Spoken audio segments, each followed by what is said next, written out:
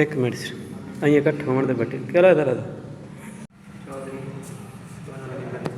क्या देना थोड़ा दो माली बाबा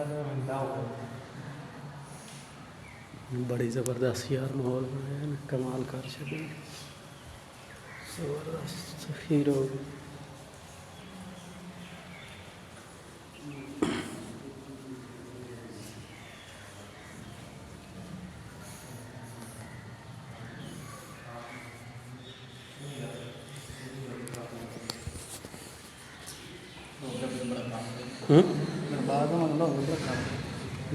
काम ही बड़ा होया पिया